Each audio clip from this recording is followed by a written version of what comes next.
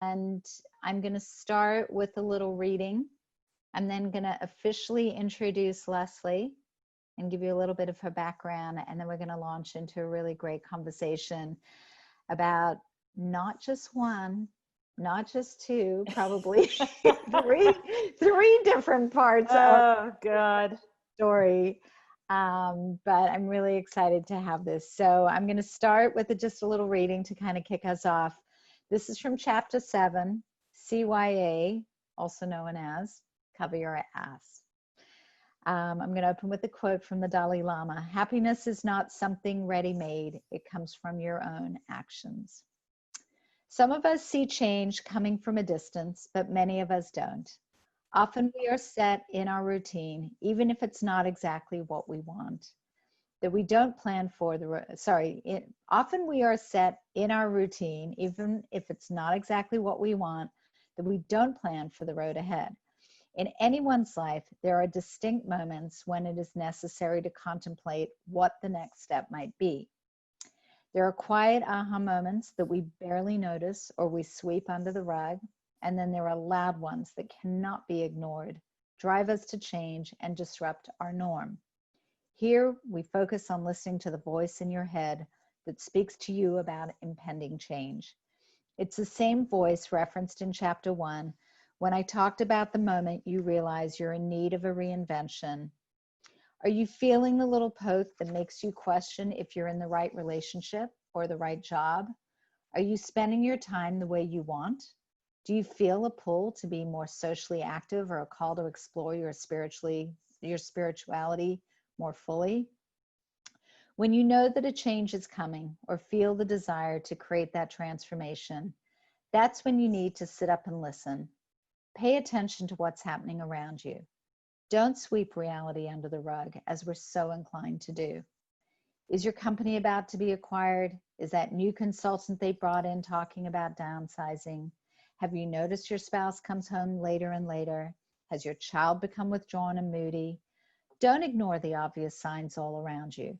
You can get ahead of potentially huge life pitfalls, losing a job, marital trouble, emotional problems with your children, by paying attention to the signs that scream, change is afoot. Instead of burying your head in the sand, which seems easier in the short term, start thinking about a plan of action. So that right there is a great segue into Lesley's story, which is featured in this chapter, but you're going to get to hear it from Lesley herself today. How am I in the Cover Your Ass story? Because you had a reinvention in your back pocket. Oh, because it was in my back pocket. Okay, it was in your it. back pocket. Right. And Okay. what you did to start building up your affinity with your audience as you saw what might Yes. be coming Yes, was a correct. pretty amazing thing. So before Lesley jumps in, for those that don't know Lesley's a dear friend. I'm actually broadcasting this show from the bedroom that becomes every guest bedroom. So Lesley has stayed with us because we did a big Covey Club launch here in LA for her at Shelley's Alice's house, which is really fun. But I'm going to just read and brag a little bit about my friend Lesley, so you have some context as to what she's done and when these changes were afoot, what she was going through and where she was coming from. So first and foremost, she's a media entrepreneur and founder of the Covey Club, a new club for lifelong learners launched in February, and I'll put the URL up on the chat when she's talking. It allows women 40 plus to bond over issues of interest and concern through virtual salons, coffee and conversations, or topics in the Covey Club Monthly magazine, which is written and produced by the best journalists around the world. Covey Club also offers a daily blog, weekly podcasts with women reinventing themselves, and a special list for high-level one-on-one networking, which is called Lesley's List. So it's a pretty extraordinary place, and it was born out of the background that Lesley had, which I'm going to just share a little bit more with you about. She was the editor-in-chief of More Magazine, the leading lifestyle magazine for women over 40 with a readership of 1.5 million. And she was also editor-in-chief and social media director of More.com. In 2015, Seymour created history, or Lesley as I will call you, history by having the First Lady of the United States, Michelle Obama, guest edit an entire issue which led to 8.5 billion media impressions worldwide. In 2008, she led More into its first National Magazine Award nomination. She was named number 4 on the 2009 Most Powerful Fashion Editors list by Forbes magazine, thus the shoe's very appropriate. Before taking over More, Seymour served as the editor-in-chief for Marie Claire magazine, Redbook magazine, and Teen Book YM. She was beauty director of Glamour, senior editor at Vogue. She's also the author of 2 books, but I think there's one missing here on this list, Lesley. On the Edge, 100 Years of Vogue. And then I wish my parents understood. And then I Wish My Parents Understood. What about the Happiness and Reinvention book that you did when you were? Oh, that was a More book. It wasn't my book. All right. And in 2013, she was named chair of the editorial advisory board of Duke Magazine, a global ambassador for Vital Voices. Sorry, she's a trustee at Dana Hall School in Wellesley, Massachusetts, and an extraordinary woman, mother of 2 incredibly wonderful grown-up children. And Lesley recently moved from New York to New Orleans. And talk about reinventing her life. I mean, right there, that's a hell of a resume. And at the time, you probably didn't realize, Lesley, that you were, quote, reinventing. You were just going from thing to thing to thing to thing. But I think something that's interesting is there's typically a catalyst moment, an aha moment, whether you were pushed, whether you were pulled, whether it was self-generated, whether the men in the white ivory tower generated it for you. All of these moments are reinvention moments. And it's really a pleasure and exciting for me to have you here. And I'd love you to share a little bit about your story. I just want to say before you jump into it, guys, if you have questions, feel free to put them in the chat over on the side of your screen. I am going to call on anybody with questions, and we'll open it up to chat a little bit more together with the mute off. Towards the end. So Lesley, love to hear maybe about what that transition was like as More Magazine was starting to close its doors, and how you evolved into this incredible entrepreneur for the first time in your life. I mean, this is when I wish I was you, because it's so hard. I've been a corporate cog for so many years that, I mean, you know, my life was corporate cog. So I took a couple of years off to raise kids. I went in and out of the business because you could sort of leave. It was called porous. You guys probably remember that when we said that, you know, you could come and go, various industries. That was before tech hit, which then stopped making things porous anymore. And basically, you know, More was my last magazine. It was very clear that magazines were struggling across town. You know, I took it in 2008 from my good friend Peggy Northrup, who had been my executive editor at Glamour. We'd always been friends since Vogue and Glamour, and then she came with me to Redbook. And it was just, you know, it was clear publishing was just in trouble. Advertising was drying up. And I didn't think I wanted to take another magazine because it was such a tough business. But Peggy convinced me to try out for this one, and it sort of fit with my lifestyle. In the past, I always had to be me, but a teenager, you know, 15 years younger when I was in my 30s and I ran the Teen Book, or I had to be me, but more Midwest when I ran Redbook. It was for young moms, but I was definitely not their whole demographic. I could understand it, but it was much more heartland. And then, you know, me, but much more fashionista when I was running Mary Claire. And then with More, it was really me. I mean, you know, I was 40 plus and all those topics were of interest to me. And from the beginning, it never fit with what the big company was part of. It was very obvious. It was at the time that company was, again, a very heartland company. They had Better Homes and Gardens. They had Shape. They had all kinds of very sort of middle America things, a lot of cooking and cleaning, Rachel Ray. And we grew out of Ladies Home Journal. We were high-end, sophisticated, high household income, high education. Like, we didn't fit at all. So from day one, we were always on the chopping block. And and we were smaller than their other properties. So even when we would do well, they would take the person who was doing well and, you know, as my partner, as a publisher, and yank them out because they always had something bigger fish to fry for them. So it was very clear that they were not committed to us. So I really had, you know, for 8 years, my good friends had to listen to me say that they were going to close the magazine. And finally, when I had my fifth boss, number 5, came in.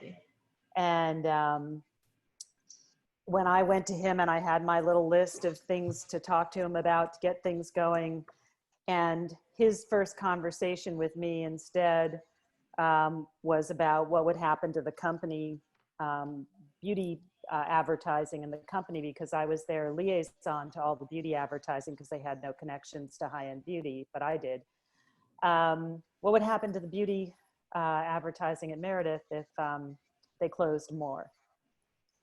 So I was like, okay, you don't have to be a brain surgeon to know what's going on here. So he's going like this, and I'm like, okay, I got that. You're like, I'm out. Like, you may as well, you laid your cards on the table, basically. I don't know how long it's going to take. Well, but the difference is, Lesley, is that you allowed yourself to hear that, and not everybody hears that. That's true. That's true. You really did.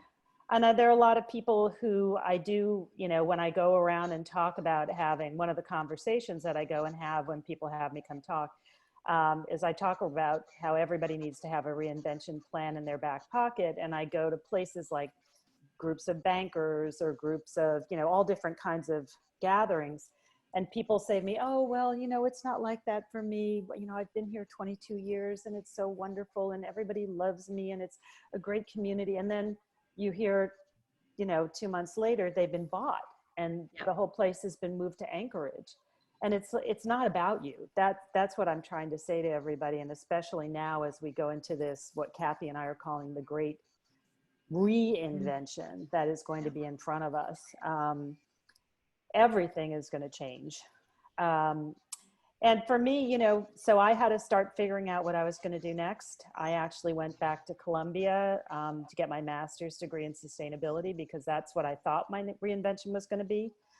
And I was working on it while I had my job because it was clear to me that the publishing industry was really in terrible trouble and I didn't want to run another magazine because every day was about firing people and asking people to do 4 more jobs with no pay and no raise. And it was too depressing. I was like, I'm out of here. Even if, you know, even if there was another job, I don't want to do it.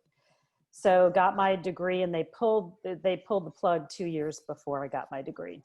And the readers of More were so angry that they pulled the plug that they came to me on social media and said, do something else for us. I've never been an entrepreneur. I didn't know what that would be. But I'm a good researcher. So I gave them a survey, a 64 question survey, and 627 of them took it to the end. And if any of you do research, you know, you can't get somebody to answer 3 questions, right? So these people really wanted me to do something else. And I literally made a map from what they said. And I launched Covey Club. And Covey is a small group of birds. I wanted it to be small, just like this. I wanted it to be intimate because we already had those big things like the Boston Women's Conference. All those giant things are already out there. And I didn't really feel like I was making any connections. I might go into those things and learn something. I would go speak at those things.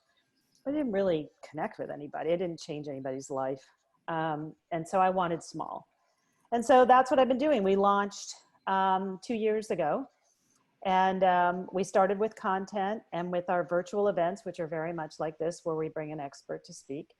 And then we were just getting into our live events. Anna helped me launch our really fabulous trip to the Savannah Spa in Arizona last year, and it was fantastic. We took about... We're going to do it again. We're going to yes, do it again. we were set to do it this year, but... Yeah, we'll bring all our reinventors with us. Yes, we'll do it again. We'll do it again. It was absolutely, absolutely amazing. And that's my whole goal. My whole goal in my whole life is to help women see that there are other venues out there for you, that by being a constant learner and a constant seeker, you can have the life you want. Doesn't matter how old you are.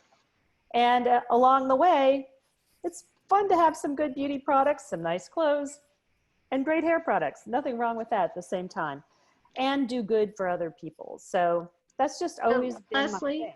Yeah. I've got a question, because I remember I was sort of in the journey partially with you as you were going through a lot of this, and I would sit in her office. She'd sit on one of those like blue power balls to work Yes, before at her desk. Yeah. And I go in there going, Lesley, one day I'm going to have this reinvention book, and we're going to do stories in the magazine, and we're going to do all these things together. And, you know, she'd be sitting there on her power ball, working her core all day at her desk. I'm like, if the editor-in-chief of More Magazine, which was like my Bible at the time, could be sitting on a power ball, working her core all day, I need to figure out how to do that in my office. Never did it. But something that I know that you did, which I think is a really amazing just sort of thing to share with other people, is that you sort of saw this freight train coming at you, as you said, but you also took care to really look at your personal brand at the time. And I'd love you to talk a little bit about that, because I think that was one of the reasons you were able to pivot and be successful with a following that you had built up. Because of what you were doing. So maybe talk just a little bit about what you did with your social media and your profile and some of that.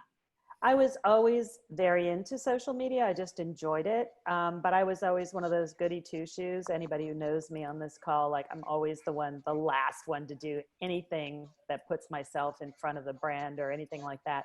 But when I saw the freight train coming, I was like, okay, I may have a year, I may have 2 years. I don't know how long, but I've got to build up my brand, because at the same time as I'm building the More brand, because I don't know what's going to happen here, but it's very clear this guy's not interested in keeping this magazine going. So what I did is I started balancing the two and just really pushing out.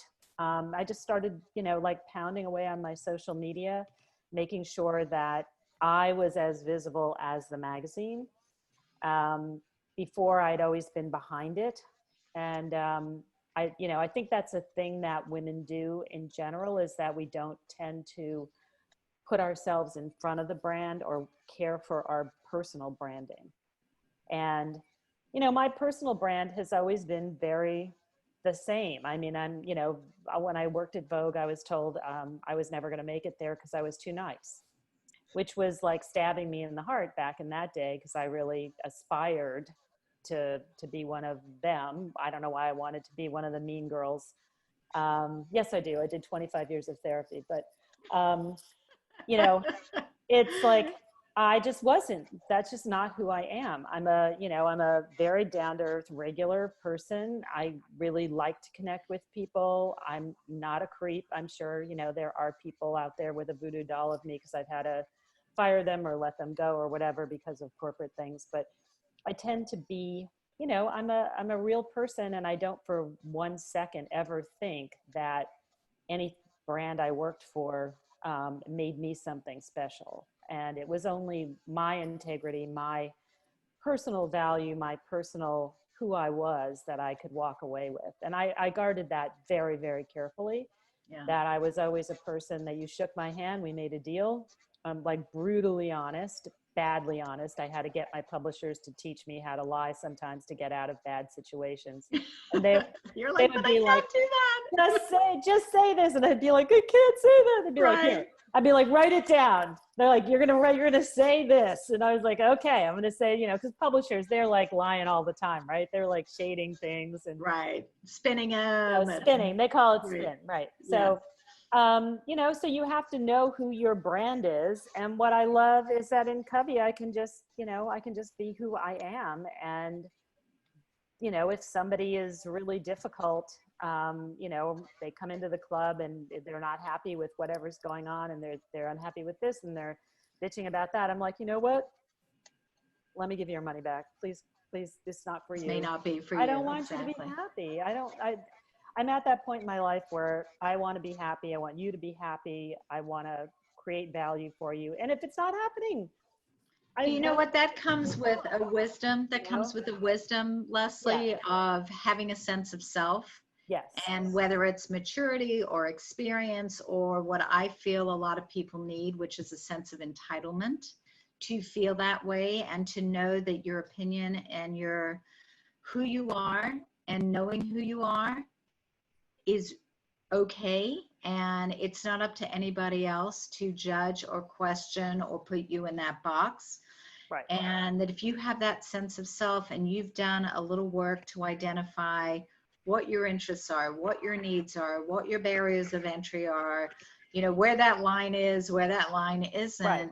Right. it gives you a sense of confidence. And I think something that you used to do in the editorial page of the magazine was you always shared a little something about yourself. And I think when people get to connect with you, and I think we're seeing this a lot right now, where I'm seeing all these webinar sessions with major CMOs and CEOs and executives of Fortune 100 companies, you know, in their house, and the cat's sitting behind them and the dog's running around and the kid runs in and needs something. And, you know, this always, you're getting to connect with people more personally now than ever before. But Right. then on the page of a magazine from this fabulous editor, you're getting a little taste of something that might have happened with your daughter, or a moment of challenge that you might have had. And these little things that people really can relate to. So when you started to then invite that audience to have that relationship with you on social media, it gave them another place to feel where they were actually building a connection with you. Right.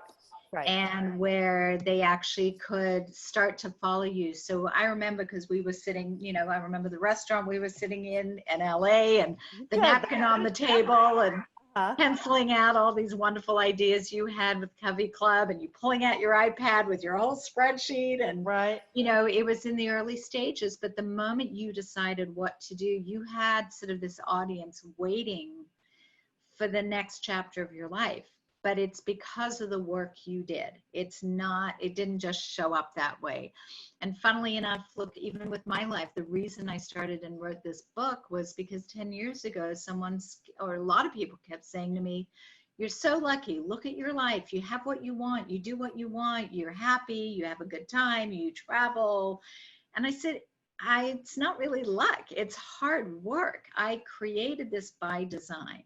Right. And I made intentional decisions about who I wanted to be or what I did and didn't want in my life.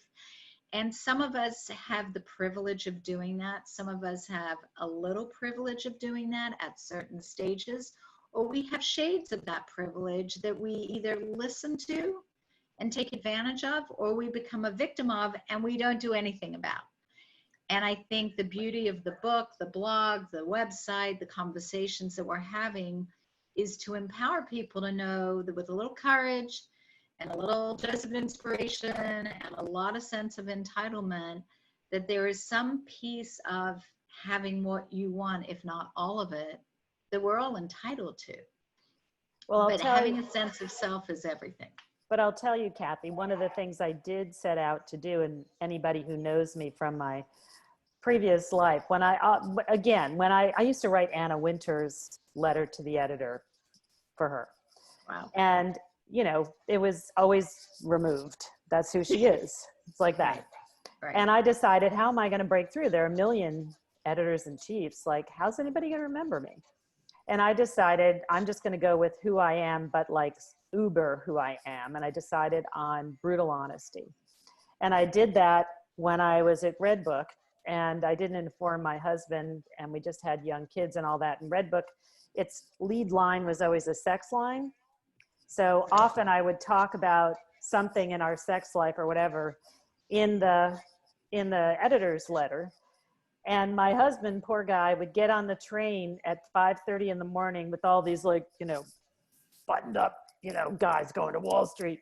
And they'd be like, so, like, heard that, did you read it? And he would come home and he'd go like, could you please just tell me what you're doing so I don't get like trash bombed on the train next time? Like, what are you talking about? So, but that was my brand. My brand was, I'm going to tell it like it is, right? Yeah. Instead of pretending like just because you're an editor-in-chief of a magazine that everything's so great. Your feet still hurt. You get blisters on your toes. And, you know, I just wanted it to be much more real than that. I never took myself seriously. So.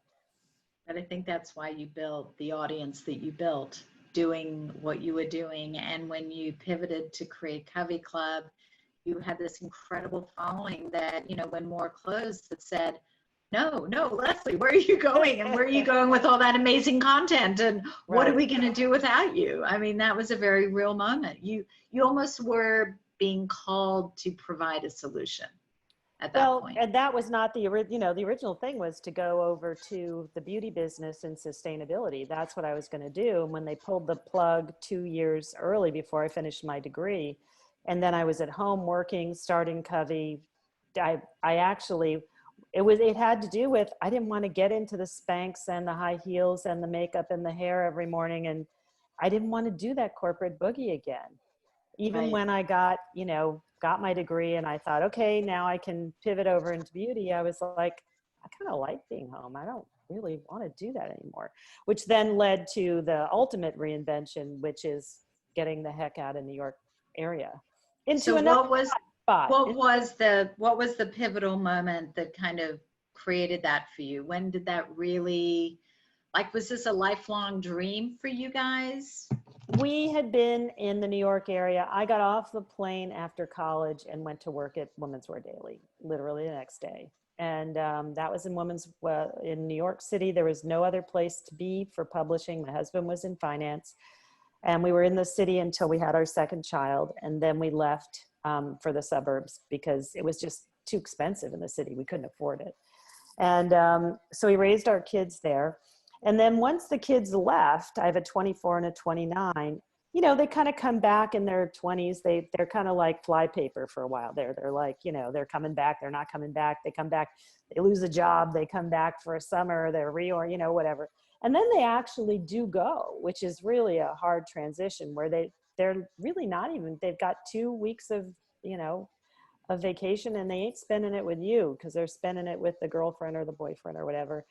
And we're hanging around this big old house in the suburbs. And I'm like, we don't like the cold weather. Why are we here? My husband had retired 15 years before that. He became the Manny. He was I did 13 years of both my job and raising the kids, and he didn't even know where the doctor was. And then he left. He left his job, and he did a great job. He did a really terrific job with them.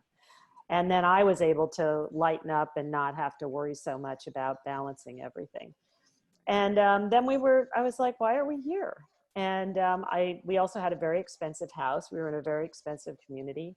And we just hated the weather. Mostly it was the weather. And we started, you know, looking at house porn all around the world. We were looking in Paris because I had spent so much time in Paris. We all love Paris, but that doesn't solve the weather problem. And we were looking in California, Florida. We knew we wanted hot weather. We wanted a university town so I could either teach or we could get courses. I'm a constant learner, in case you don't know that. And we wanted to be in a place where the kids would want to come and it wasn't too hard to get to. And we had been looking in New Orleans for a long time. We had a realtor, we had like 5 realtors sending us stuff. And we came down here literally a year ago. It was a year in February. We came down and we'd always look at houses. I would look on realtor.com, pick a few houses, go see it. And I walked into this house and I had the most bizarre feeling. It was the same thing I had about our house in the suburbs of New York. I walked in here, and the first time I was in here, I was like, wow, this really feels like home for some reason. We came back the next day, which was a Sunday. We were flying out. We put our bags down in the hallway. And I turned around and looked at the bags in the back of me, and I thought I'd come home. I wasn't leaving. I was home. Like it felt this was it. Yeah. And I just said to my husband, like, I think this is it. Let's do it. And he'd been cranky. He's very cranky. He was complaining about we're the last people to leave. We're never going to leave. We have no inertia. We're going to be stuck in the Northeast the whole time. And I turned to him and I go, okay, buddy, I'm going to call your bluff. Let's do it.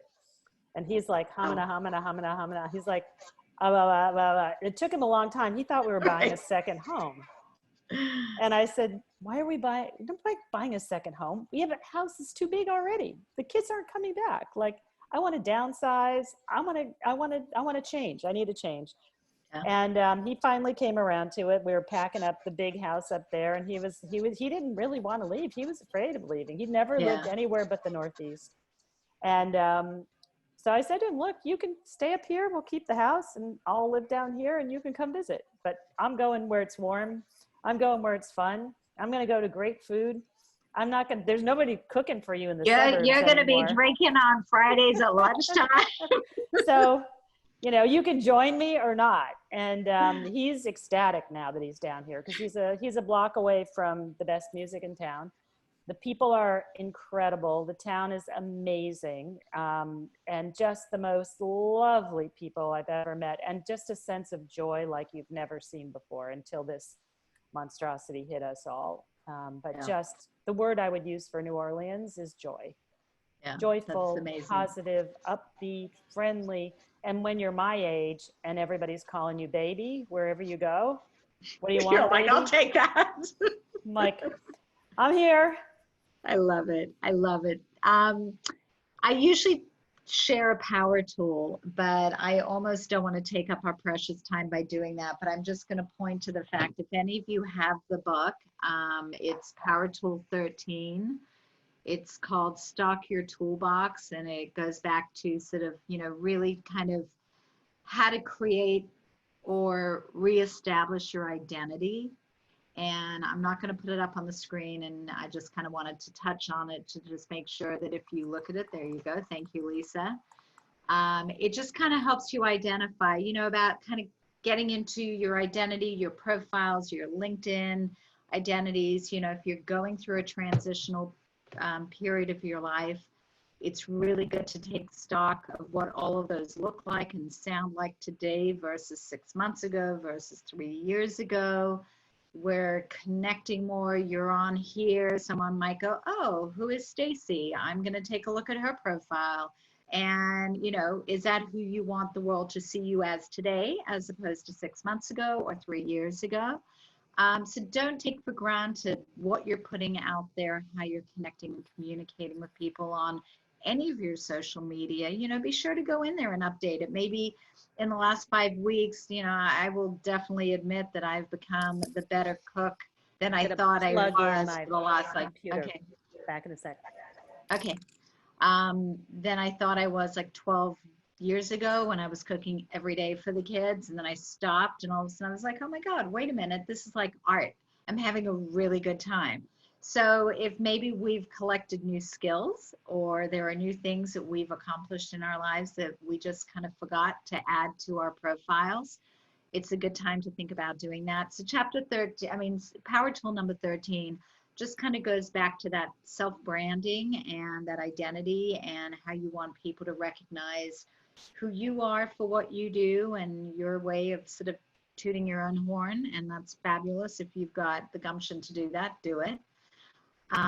So I do want to touch on that. And I think it'd be really fun to just sort of open. I don't know if anybody's got any questions or anything else that you want to share that really aligns with it. I will just say, as I'm unmuting all of you, Stacy made the move with her family. Well, her boys were already out here, and she made the move from New York to LA. So she kind of did that big aha moment move. Marla moved from New York. You're all moving out of New York. What does that tell you? Marla moved out of New York to Portsmouth, New Hampshire, and created a new business for herself as well. So, you know, you guys are sort of like doing these big, bold moves, and it's just great to see how you're taking those things on. And I'm sure you can identify with some of what Lesley was sharing there in their big move to New Orleans. But I'd love to invite anybody. Yeah, I would love to hear does anybody have any questions? What was the most surprising thing for you when you moved? Curious for you, like you said about a year ago. Do you still miss New York? I do. I miss New York because I'm familiar with it and because I will always feel at home when I go up there, you know, when I go visit friends and I walk down the street. I mean, I was there for 40 years and my parents were there before that. I never lived in New York myself. They were always there and I was at boarding school or college or whatever. So I didn't grow up there. Like there are people who went to school there and high school. It's a very different feeling. So I always feel that that's my home. It's really weird. I'll go there and I'll see the light. I'll walk by the subway and I'll smell the subway, and there's no other smell like that in the world. To a New Yorker, there's this subway stink that is very particular that comes up out of the thing. Especially the summer. Yes, but I Right.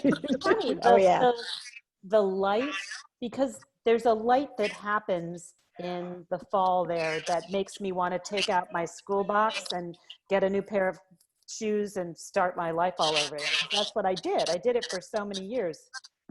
And I'll always love it, and I feel very passionate about it now with everything that's happening there. But I'm really, really, really ecstatically happy to have tried something new. It sounds like there's a little feedback. Yeah, there is some feedback if on you here. I'm guys not mute sure where it's coming yourselves. from. Yeah, just if everybody mutes, it's probably coming through something. Yeah, I'm going to mute everybody, but if you want to ask something or say something, just unmute yourselves. Mute first. It's a little better to do it that way. You know, funnily, Maris popped her picture back on there, and Maris is another one that migrated somewhat, right? Not permanently, semi-permanently. Yes, permanently. Well, you want to share what's going on, my friend? So many things. I know we need to catch up, but one thing, Lesley, I was also thinking about, I guess it was probably maybe 4 years ago. Covey is how old now? 2? It's 2 launched, yeah. Okay, so when But we were having lunch 2 years near making Grand it. Central, we were having lunch near Grand Central before we were getting on the train, and we were sitting and talking about more and what's next. And one of the first things I said to you is, oh my gosh, that whole database, your whole community, you have to take it somewhere else. You remember this? Yes. And you said, I know I need to do that. I'm just not there yet, because it was, and honestly, it was brave. It took a lot of courage, right? Because to be able to go back to the people who ultimately sent you packing and said, okay, we're no longer going to be, it took a lot of chutzpah for you to go back in and say, hang on, there's a network here I need to figure out how to leverage, because largely that network was because of you. And I think the ownership of that is not always easy. And because we're taught to be so humble in our work and not always to be forward in our work. And all of a sudden you're in a position and you have to say, I have to choose.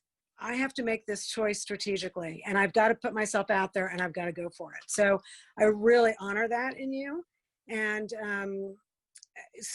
and honestly, it's kind of been a little bit of an example for me to kind of watch that on a number of things we're working on.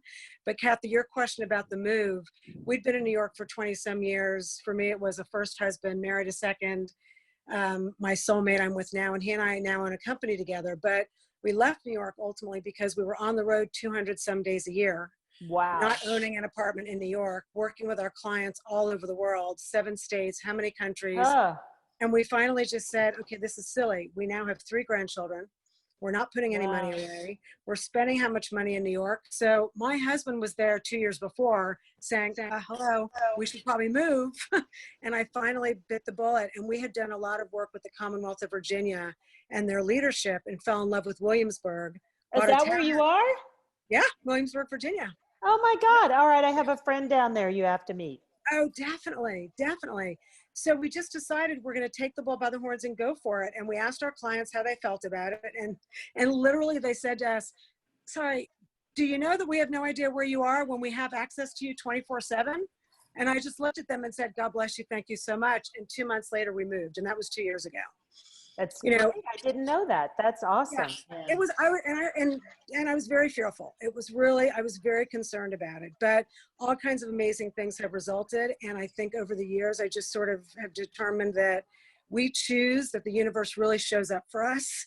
And the minute you put yourself out there without fear, and as Kathi says, and you're self-aware, all of a sudden there are no obstacles. There really are no obstacles. And so it's layering that. And Kath, I really appreciate that you've laid some of that out in the book, as I've kind of walked this path with you on the book for many years. Many years. Phenomenal job on it. I'm really proud of you. Thank you. Really proud of you. Thank you. I had a question for Lesley. Mm-hmm. If you were to speak to your younger self, what would you have done differently? Oh my God. I wouldn't have worried about all that shit. I worried about everything. Did everybody like me? Why couldn't I make so-and-so happy? Why, oh my God, I was such a pleaser, that, you know, it's sad that I spent so much time on that. I try to tell my kids, you know, be nice to everybody, but just realize that not everybody's going to like you no matter what you do. I had that sort of thing holding me back for a very long time. Till when? Until, I would say, really until like I was late 40s. Wow. And when I just stopped caring. And Yeah, and I I just think, got to a yeah. point where I realized people are not going to like, they're just not going to like you. They're not going to like you because of how tall you are. They're not going to like you because of your hair color. You just can't please everybody, and you just have to give it up. And that was the most liberating thing. I mean, I can't tell you my years at Vogue. I remember the feeling of walking into my office with 3 other copywriters who were insane. They were all insane, crazy people. And when they wouldn't look at me the right way, I would be stabbed through the heart. Like, what did I do? What did I say? You know, it Well, you wasn't were in a about very competitive, cutthroat environment. I mean, very of cutthroat. all, as I look at all those that I know on here and what we've all done and been, I mean, Stacy's probably a close second in terms of the crazy big corporate type. Richemont for 12 years as a Yes. legal Oh my general God. Yes. counsel, and Yes. Pfizer, like big brands, big Yep. corporate. And there was this, you know, real legitimate getting to the top, you know, maintaining your position kind of environment that had to be really difficult. I mean, I don't know, I've been on the outside of it my entire life, but watching my friends, my peers, the people I do business with, the way people interact, Oh yeah. protecting their jobs, Yeah. so not making Vicious. decisions or not taking risks because they were afraid of their jobs to do something Right. special or big or creative, and you know, green light a project because they were afraid if it didn't work they'd get fired. You Right. know, Tammy, you too, having come from, you know, Accenture and other companies, you know, there's a reality to that. So Yeah. it's no wonder that it feeds that kind of, or breeds that kind of insecurity. But when you're able to get to that point where you do start to morph into a place where you do realize that it doesn't really matter, and you can only control what you can control at the end of the day. Right. And you can't control the crazy people, you know, and there's a lot of crazy people out there. You know, all you can do is control yourself and be who you are. I mean, it's hard to be who you are in these mean situations. Yeah. And I knew, for instance, when I was at Vogue, I'd been there for 5 years. Anna came in, took over, and everybody had been telling me I was too nice. That's why I wasn't going to make it. And about 2 years into it, she put a guy in charge of the feature department, and I was in there, and he you know, he would have his meetings and would say, do you want this and that? And I would bring up a point or whatever. And I heard back from her that he thought that I was abrasive. And I was like, okay, I went from, you're not going to make it because you're too nice. Now we've got a guy running this and he's telling me I'm abrasive. Is that because I had an idea and maybe he didn't like it? That had to be tough. Something's wrong. Like something's not right. So if he thinks I'm abrasive and everybody else who came before said I was too nice, and then something's not jiving. And ironically, I mean, in your case, you were working with primarily all women's magazines. So if you think about the content and the imagery and the products and the editorial, you know, to have, and I remember we talked about this, Lesley, to have these guys, and, you know, this is not a guy bashing conversation, but the reality of men controlling the editorial perspective, it was difficult. There's a mismatch right there in that alone. So the fact that things have shifted and we're seeing incredible, you know, focus around the, you know, equality balance and the gender pay gap and all of these other, you know, issues that have definitely become much more prevalent and central, you know, in corporate America. Let's hope that it just keeps moving in the right direction. But any other questions for Lesley while we have her? Real quick, I mean, since it's all about going for it. Yeah. Lesley, I had written recently a human interest story around COVID. It's funny. It's like super loving. I laughed and cried and I wrote it. But I co-wrote it with Brooke, her editor. So I'll send it over to you. Oh, great. We do, you know. Can you post a link? We do really nice stuff. I think you'll enjoy it. It was great. Brooke pushed me to write it. Based on experience I just had, and then she ended up co-writing it. Fabulous. I'd love to see it. Tammy, take a second to talk about your book as well. Just share, because I think it's my life. Your book. Not your life. We don't have time for that because it's 3:24. I agree. I'm too old to talk about my whole life. Just talk about your book for a sec. Oh, I wrote a book that basically shows you don't need to be perfect to be successful. It's called From C-Student to the C-Suite. Love it. High emotional intelligence. And, you know, I wrote this how many years ago before emotional intelligence became like every other, you know, subject line. So, I mean, it's the ability to keep these long-term relationships. I just got interviewed last week by Forbes on pivoting, and I was like, what's your advice right now? And I was like, fuck if I know. That's what I'm thinking. Like, you know, the world is on one global pivot. I said, just think what you want to be, what success looks like for you. I mean, right now I want to be the grocery clerk that gets thanked every day. But like, you know, this is like ultimately what I said was just think what's important. But, you know, the second thing is you don't need to know everything about anything you want to do. You need to know what you do well, and then do whatever you want. So that was kind of like my big chunk of advice last week. But I love it. Yeah, I think that you know, I'm after writing the book, it was great because it kind of just was a purge of like who I really was and not faking it. As I felt like if I write a book and it becomes something and I become famous, all my skeletons are going to be found out. So why don't I just come clean? So it's a super honest, vulnerable book. That's which great. is why it's like funny and it's raw and it's like real. And I say I'm fucked up, flawed, and fabulous. So, you know. So is everybody. So is everybody.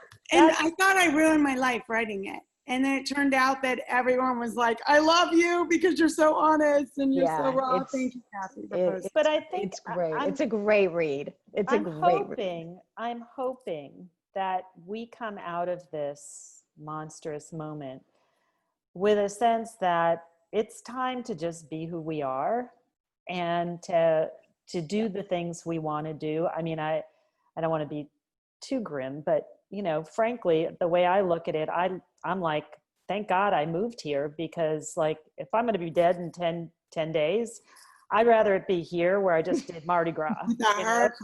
Right. So it's like, life is shorter than we think possibly. And now's the time, especially all those things that you wanted to do. And now all those, you know, things that you felt about, or, you know, like for us to pick up and move after 24 years. I mean, I can't even tell you what going through the house. I found out my husband's practically a hoarder and had all this stuff downstairs that we had to go through. And I mean, I threw out all my writing from my history. I was like, you know what? I don't need this anymore. It's time to move. And I'm going to another chapter, done.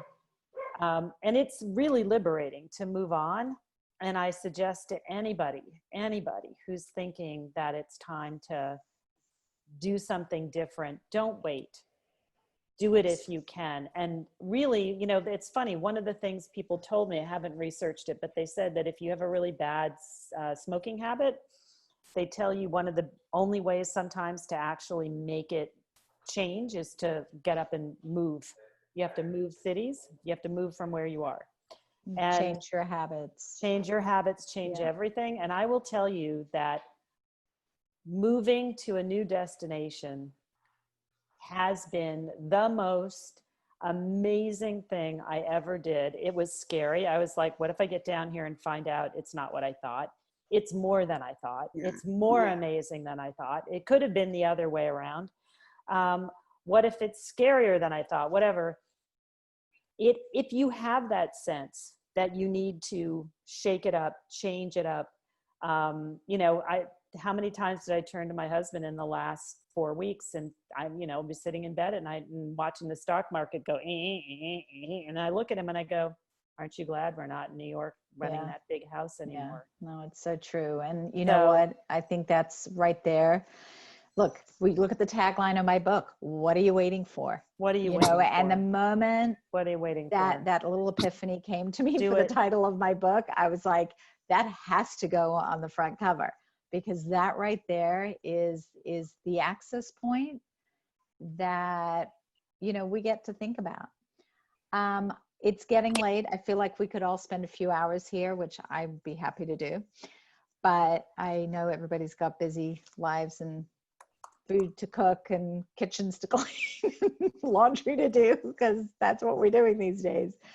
But I want to just read a little something to take us out with before we sign off. I've put the title of Tammy's book in the chat. I've put the Covey Club, www.coveyclub.com, Lesley Jane Seymour's website, if you're interested in learning more about Covey Club and all the content and the podcasts and all the amazing things that are like ongoing inspiration. I'm going to read a little something, and then we're probably going to have to say goodbye. So let me just take you out with this. When you know how to keep yourself focused on your goals and follow your true north or in a compass, all the right pieces will fall into place. I speak of a plan throughout this book, and when we are mindful enough to create that plan, listen to ourselves, and allow ourselves to live our truth, we can't possibly be that surprised when it actually manifests and shows up in our life. We created it. Whether you consciously develop the tools that move you from one place in your career or bounce from job to job in search of what inspires you, be clear that there are no coincidences. You're being pulled by what interests you, so listen to it. This is the moment for you to realize that you are always at a moment of choice. Life doesn't show up on our front doorstep. As I found out myself, often telling my kids when they were younger, we must create our destiny and make plans to reach our dreams. And I'm going to read one last quote from Mahatma Gandhi. Your beliefs become your thoughts become your words become your actions become your habits become your values, and your values become your destiny. So go out there and create your life and make it happen. Create your destiny. Create I your like that. destiny. Create your destiny. And I hope you guys will all come to Covey Club. I also have a podcast, which is called Reinvent Yourself. the It's best. everywhere. And I'm also looking for people to interview for that podcast. It's almost at 100 people that I've interviewed for inspiration reasons, which is people who've reinvented themselves. But now with where we're heading, I believe that we are going into a new world. And I want to find people who can talk about what that new world is going to be for people who need to reinvent in those areas. So if you have expertise there or know people who do, who understand what advertising is going to look like, what law is going to look like, I'm interested in, talking to those people who can sort of talk about the future of where we're headed. So all the people who need to reinvent can understand where we're going. As a matter of fact, Lesley and I are putting our heads together on a very cool concept that I think we'll wait to announce it, but. Oh, come on. Okay, fine. Well, you said kind of you were gonna teased it do already. it. Come on. Okay, so Lesley and I have now officially, we own the URL, and we are coming up with a very cool, it'll be a summit, a symposium. It'll be sort of under the heading of what Lesley was just saying. It's going to be called The Great Reinvention. And we are going to be pulling together experts from all industries and start to really focus around this question and really build a conversation, a very meaningful, important, available summit, symposium, event type conversation around all of this. So stay tuned for more on that as the two of us put our heads together with all that we do and know and if you guys have any people or thoughts about that, because it unlike the Great Recession, this is the Great Reinvention that's coming. I will. Everything is going, I believe everything is going to change, and I believe that offers opportunity for us. Yeah. And offers incredible, unique opportunities for women who've been pounding at the door of an old system And I think now it's time to just say, screw that. Let's reinvent it. We're going to remake it. Let's not ask permission anymore. Let's make. And so I'm so excited to work with I Kathi. know. Fun. We're gonna have so much fun. So anyway, So thank you, everybody. Thank Have you a all. beautiful That's so rest of the nice. Thank you, weekend. guys. Come back Congrats. anytime. We're having a chat Mondays, Thursdays, and Saturdays at 2:30 and here's West Coast. you can reach me here anytime. Thank you. You're gonna pop it in there. Uh-huh. Great. And you guys, everybody can save the chat. All you have to do is go onto the 3 little dots at the bottom. Oh, I didn't know that. So you told me something. There you go. If you click on the 3 dots, save chat, that's just not for me. Learned That something means new today. everybody can, so you'll see the names. I You didn't can know save that any either. and I do this information all that's the in time. there. And if there's something you missed and for some reason it didn't save, or you can't find where you saved it because it goes to some random download folder, just text me, write to me, email, call me, whatever. You all know how to reach me. I love you all. Thank you for being here and Thank you spending for some of your coming. Saturday together. Bye, guys. Enjoy your Have day. a good Come to one. NOLA. Bye. Oh my God. We're there. Done. We're all coming. Good. Excellent. Thanks, Leslie. All right. Take care. Thanks, guys. Thanks, Leslie. Bye. Bye.